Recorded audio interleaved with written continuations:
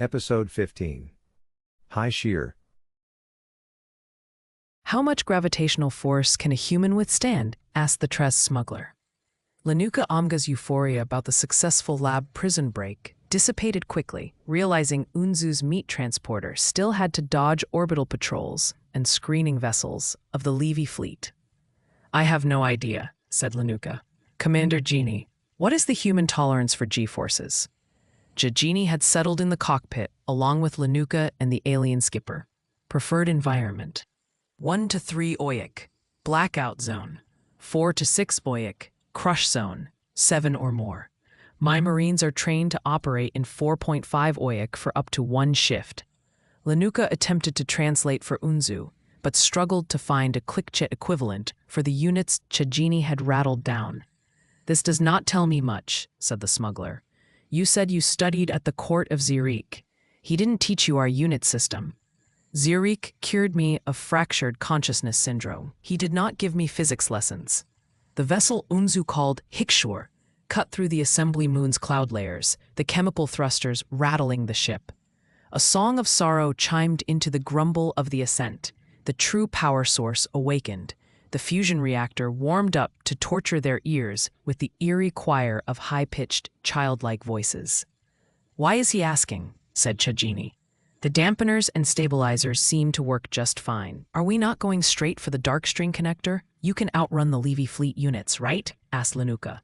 "With this freighter?" asked Oonzu. "No, not at all." "What? You must have done this before. How do you usually escape?"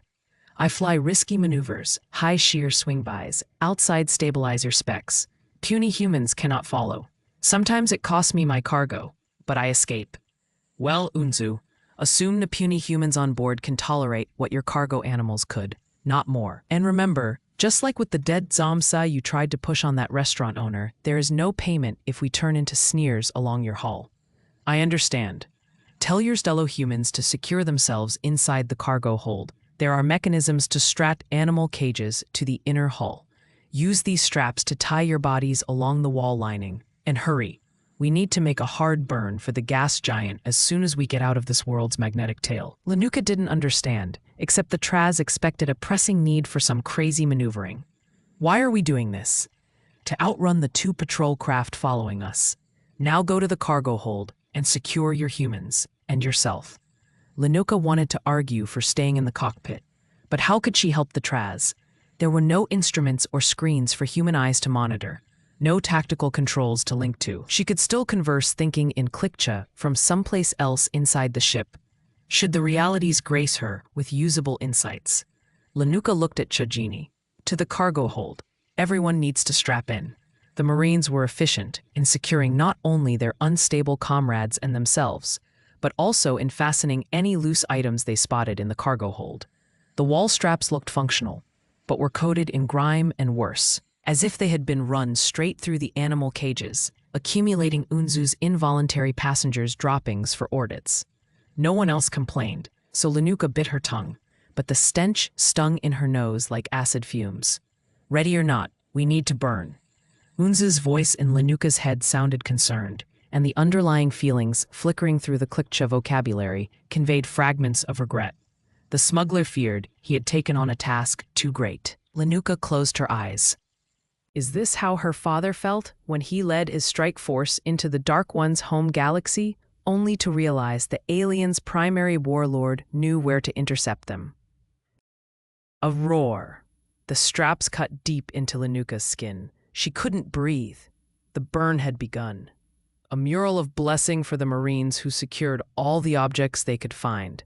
No doubt anything loose would cut right through their bodies now. Key yachts, head tilted onto her chest. The young woman's arms and legs flailing uncontrolled away from the improvised strap harness. She was the only Marine brave enough to tell her Shajis her first name. Key. Old Galactic. Short.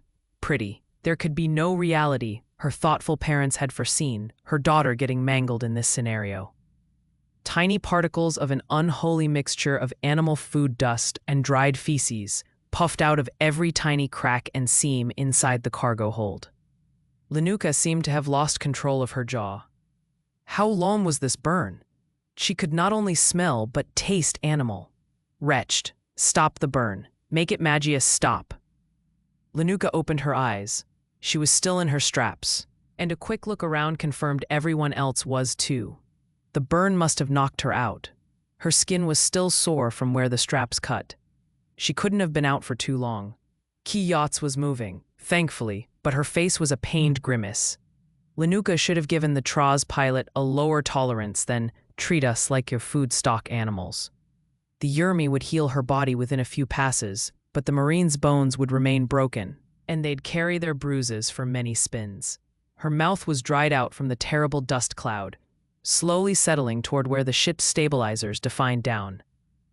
It tastes like metal.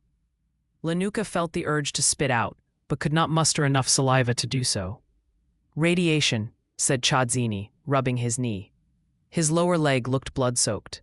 Linuka nodded toward the wound. How bad? Something cut through. No idea what. Been worse.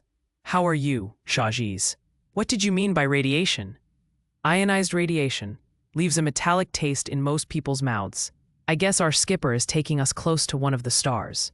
Most ships are shielded against it, but maybe this one isn't, or we are really close. Linuka reached out to the cockpit. Feelings were tense, but no longer filled with the dread she had picked up earlier. The Traz seemed to believe they had a chance. Oonzu, where are you taking us? When you mentioned swing-bys earlier, I assumed you meant around the gas giant. Oh no, my human. We flew straight through the planet after the initial burn. Through the gas planet? There are no gas planets, only planets. Some have thin atmospheres, others enormous ones. If you know which layers to navigate, they make good passages for the brave, trying to shake off the timid. And is the brave Oonzu heading for the Darkstring now? We lost most pursuers clinging to the planetary plane of this system, where the Levy fleet seeks transient equilibrium zones to hold their positions without wasting fuel. We swung out of that plane, and only a few destroyers are still on an intercept trajectory. Only a few? We will lose them here. Omik Cha-Aluk, 2 and 3 will give us the speed and vector we need. The binary star? Yes, you humans should check your straps again. We will fly a high incline parabola between the two stars, in the balance region. The destroyers will all have to commit to a course early, but we can wait until the last moment. Then we escape into the Darkstring. Linuka sank into her strap harness.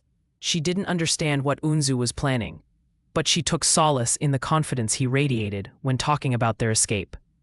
One thing was clear, though. When Linuka sensed deception in Oonzu's introduction, the rare undercurrent of Traz's thoughts was not malicious. Oonzu was not a deceiver. Oonzu was insane.